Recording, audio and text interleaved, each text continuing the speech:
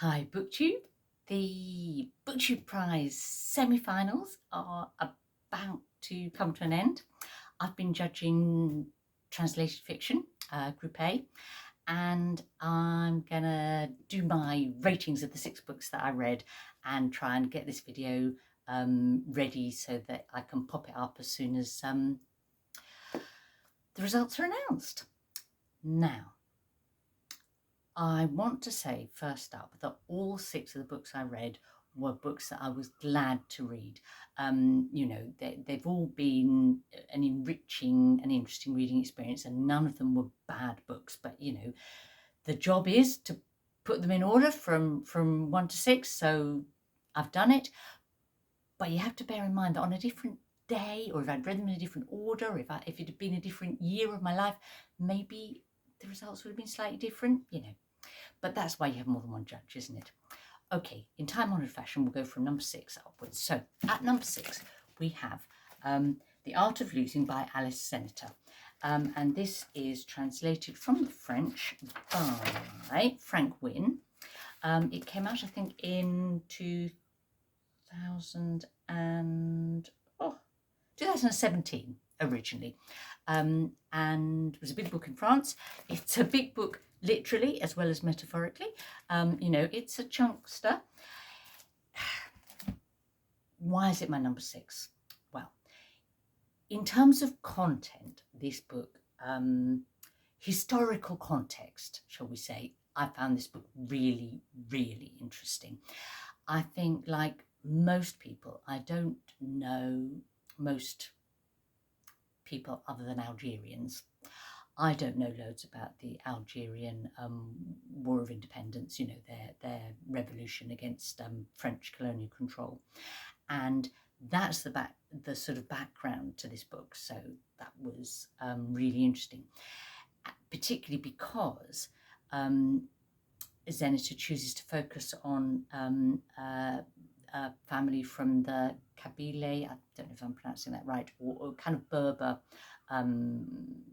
culture group who sort of see themselves as different from the sort of Algerian Arab-speaking population. They have a different language and so on, or did historically. Well, it still exists different. And when you have a war in a country that has kind of complicated demographics, it doesn't all like you'd think, everyone would be really clear-cut about wanting liberation from the French. But of course it was more complicated than that, because this group, the Kabyle people from Kabylia, felt that they might be disadvantaged by a sort of perhaps an potentially sort of Arab speaking Algerian-led state, which to an extent proved true, and this has played out ever since. Anyway, so really interesting backdrop. So why didn't I absolutely love the book? It's like a kind of 3-generation family saga history, and I felt like Zeniter almost tried to pack too much in it. I feel that there was probably a really good sort of, this is like a nearly 500-page book, and so there was probably a really good book half that length in here. In a way, the least successful, although probably the most interesting section, was the first section, which was about Ali, the grandfather, in Algeria, and how it came that he had to flee the country with his wife and children, and moved to France when the French left. But somehow that section didn't come to life in the way it should have done. The next 2 sections were better. They focus on his son and then his granddaughter, and his granddaughter is like the contemporary figure, that the story is almost like the sort of wraparound of the story comes from her experience, and it's almost as if you'd think she would be the narrator, but she isn't, which is odd. Anyway, it's not a bad book, but it just wasn't my favourite. Number 5, moving upwards, is a surprise. I think, because it's this book, Inseparable by Simone de Beauvoir, translated by Sandra Smith. There's actually 2 translations of this going around at the moment, but this is the one that we were reading for the Booktube Prize. And you know, how could you pick, how could I pick a book by Simone de Beauvoir as, you know, number 5 in a list of 6? But I did. Why? Okay, this is, well, if it was written now, I think we'd call it autofiction. So it's about 2 girls that meet age 9 and sort of follows through their life and their friendship up into their sort of early 20s, when something really tragic happens to one of them. And it is really, really closely based on Simone de Beauvoir's own girlhood and her friendship with her friend Elizabeth, who she used to call Zaza, and who appears in Memoirs of a Dutiful Daughter as well. And this is where this was her attempt to sort of really encapsulate that friendship and the importance of that friendship, and as she does that, to sort of, I suppose, talk about being a girl and a young woman in the French sort of middle classes at that time, and how sort of stultifying and limiting and frustrating that was, and how her friendship kind of made a difference to her in that. So that all sounds wonderful, but it just didn't really fly for me. Some of the writing is, of course, absolutely beautiful, as you would expect with Simone de Beauvoir, and you know, it's a good translation, I think, as well. But it's quite sort of slight, if you know what I mean.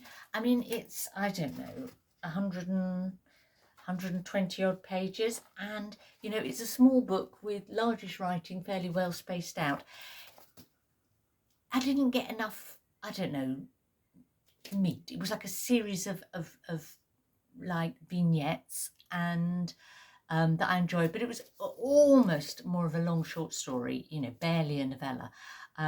So it wound up being my number 5, which isn't to say that I wouldn't recommend reading it, because if you go into it kind of expecting it to be that, I think that might be more satisfying. Number 3 was another book that I expected to really, really love, okay, or admire enormously, because it's More Than I Love My Life by David Grossman. Oh, what I didn't say about this was that de Beauvoir wrote it in 1954 and chose herself not to publish it. So, yeah, maybe that says something. There we go. Okay, this one. David Grossman, More Than I Love My Life. Now, the reason I thought I might really love this is because I read his previous book, or one of his previous books, A Horse Walks Into a Bar, which I thought was just brilliant. One of the most memorable books that I read in the year it was published. And I think it won the International Man Book of that year, which is probably why I picked it up. But yeah, he's an Israeli writer. This is translated from the Hebrew by Jessica Cohen. There was lots to like about this book, but there were also bits that kind of didn't work. So it was like a mixed bag. Unlike, you know, say this, which was like good but just not enough. This was a mixed bag. He writes really well. This story is about it's about how trauma kind of ricochets through the generations, and the central character, there's three key central characters: an older woman, Vera, her daughter Nina, and her granddaughter Gila. And when the book begins, we're in Israel on a kibbutz where Vera and Nina come to live, and Nina becomes involved with a young man in the kibbutz, and they come together and have Gila. But strangely, the grandmother figure, Vera, marries the father of the young man that Nina gets together with. So kind of complicated interrelationships, I suppose. And all these relationships are really, really troubled.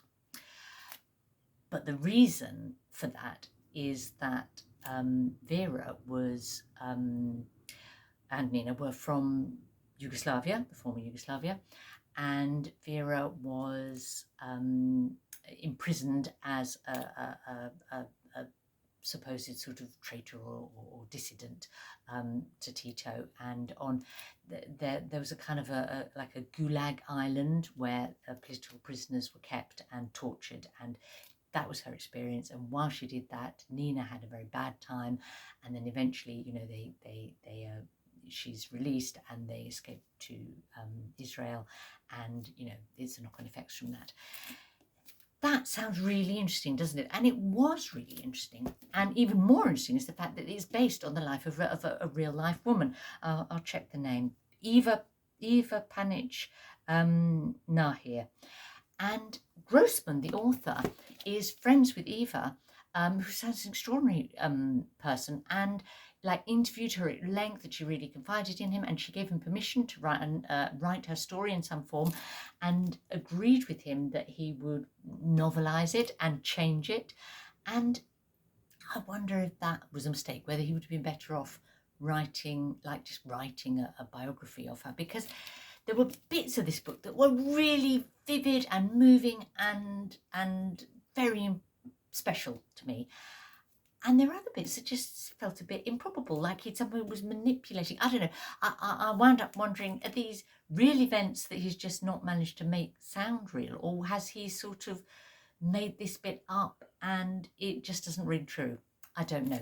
So absolutely, I was really, really glad to read it, and I got lots out of it, but I just felt it was flawed, shall we say. Oh, who am I to say, but you know, there we go.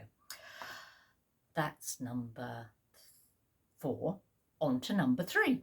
Now, number 3 is another book that's quite more of a novella than a novel, but there was something about this. It was deceptively simple. You know, it had depths that the cover and the length would have not led you to expect. Okay, it's called How Towards the Universe. It's by Maria José Ferrada. It was translated from Spanish by Elizabeth Bryer. Ferrada is from Chile, and the backdrop to this, that's the backdrop to this book, which you don't immediately realise, and then that becomes clear. So ostensibly this book is about a young girl. It's a child narrator.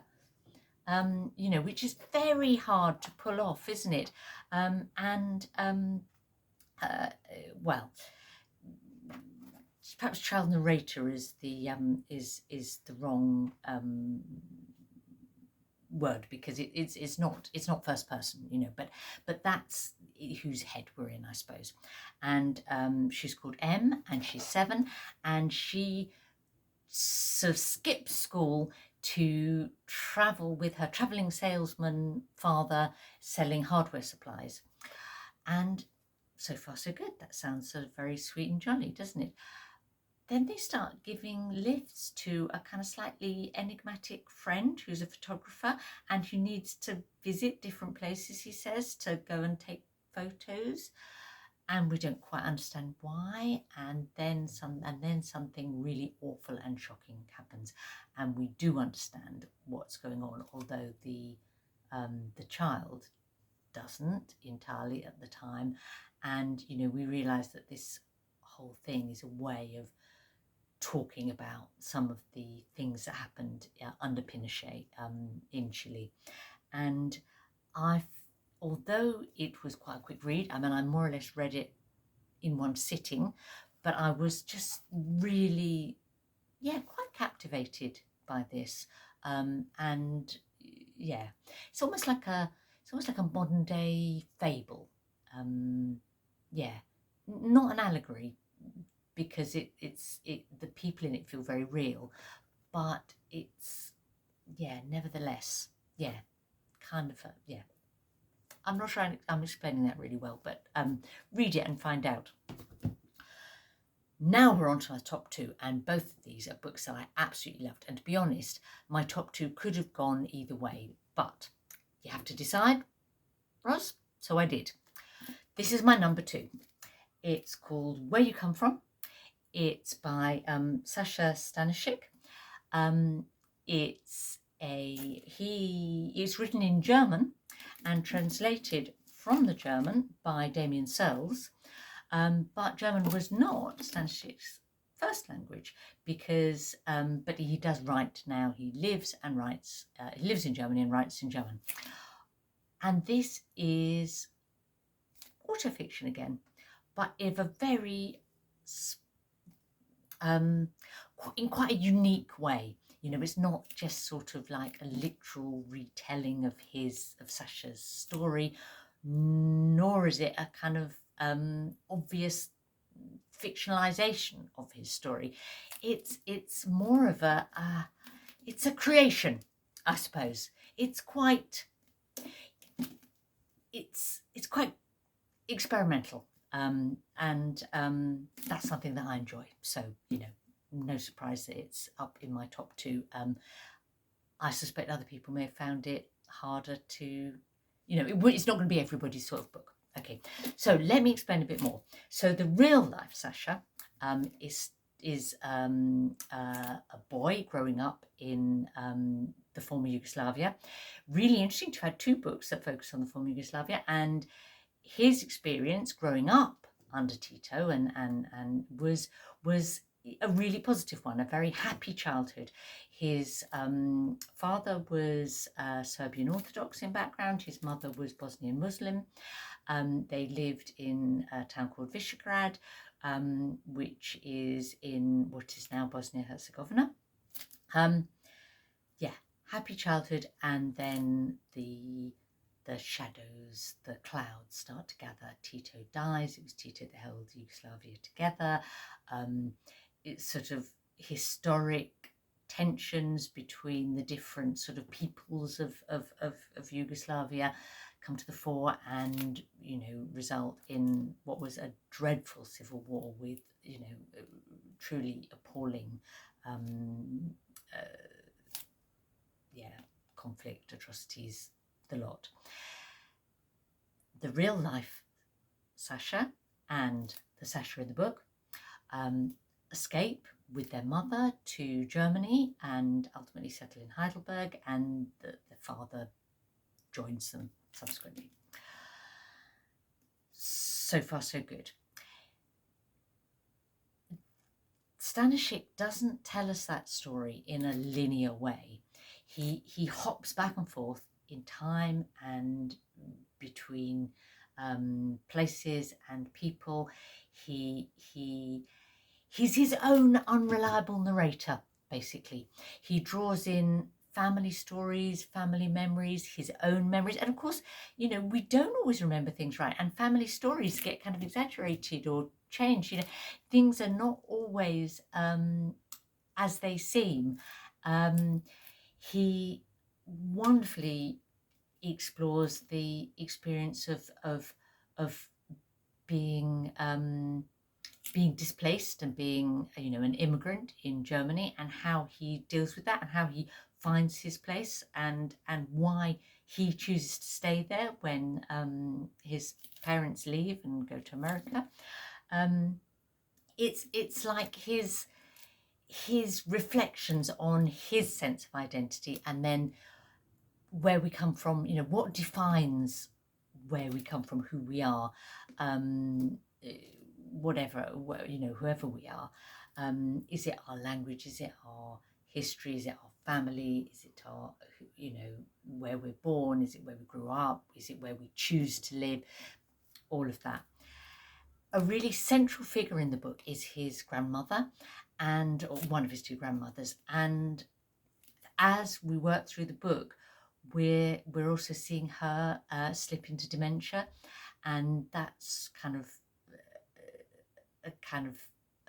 movingly and interestingly portrayed. And how, you know, when he goes back to visit her, how the complexities that brings to your life, and, you know, did you do all that you should do? And yeah, all of that worked really, really well. The bit of the book that worked least well for me, I think, was the last section, which is like a choose your own adventure, which made sense in the book, in that it was something that it sort of fitted with the character of Saša as a boy. It was also, it fitted with, I suppose, the multiplicity of stories in the book and a need to have perhaps multiple endings for it. And it brings in more sort of folk tale and myth, but also, you know, his breaking out with his grandmother from the care home where she's been placed, you know, and then deals with her death. So clever and interesting, but it slightly frustrated me because I'm not a fan of choose your own adventures, and I was frustrated because I wanted to read all of the bits and I wasn't sure whether to do the thing of following, you get to the bottom of the page and it says turn to page 304, or if you do this, go to this, and I couldn't quite hack that. So, but someone else might absolutely love it, so but that's how it maybe got to be my number 2. So what's my number 1? Well, I don't have my number 1 because I had to give it back to the library because I wasn't allowed to renew it for long enough to keep and hold up in this in this video. But it is The Anomaly by Hervé Tellier. French book, French writer. It was translated by Adriana Hunter. I loved this book, absolutely loved it. But I know from looking on Goodreads that it is also a book that some people hate. There were quite a lot of DNFs or 1-star reviews in there. So it's horses for courses. I'll talk about this book and explain why I loved it. And having heard that, you may well think, oh my goodness, I don't want to go there. I don't want to touch that. Okay, so this book, on one level, is speculative fiction. The story, the setup, okay, is an Air France flight flying from Paris Charles de Gaulle to airport in America. Yeah, Kennedy Airport, that's it. And the plane runs into some turbulence, and it's a bit scary, but then it comes out and it lands. But the passengers and crew on the plane eventually find out that they're being treated really strangely, and the reason is because it's 5 months later, and the real plane, well, I can't say the real plane because they're both real planes. The real plane landed after going through a bit of turbulence, as it should have done, on the day it was expected. And now this other plane has appeared and landed months later. Wow. What do you do with that? Well, you can see this is a book of ideas. It's also a book of literary experiment. The Tellier is part of the Oulipo group. Look it up if it doesn't mean anything to you, rather than me stop and explain that here. But they're really into kind of like playing with fiction or writing, and like, so some of them written books with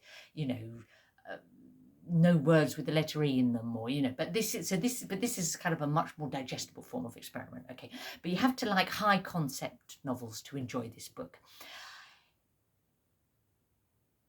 What I think maybe the reason why some people DNF'd it quite early on, well, there's a few possible reasons. One is because if you just read the first chapter, you'd think that what you were reading was going to be a thriller, but it's actually some chapters are like thriller in style, some are more like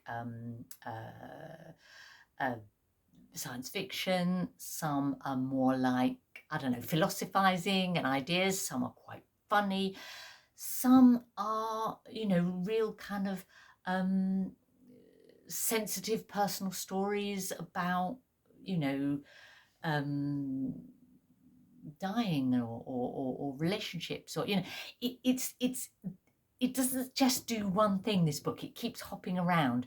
There's another reason I think that some people might not like it, is because there's this whole series of characters, and we get character after character introduced. You have to have patience as each character has a chapter in the first part of the book, and then it all comes together and the stories play out for all those characters in the second half of the book. So I know for some people it's like, you just feel, oh, I've just latched onto this person, and then they disappear. But, you have to trust. They come back, and they come back.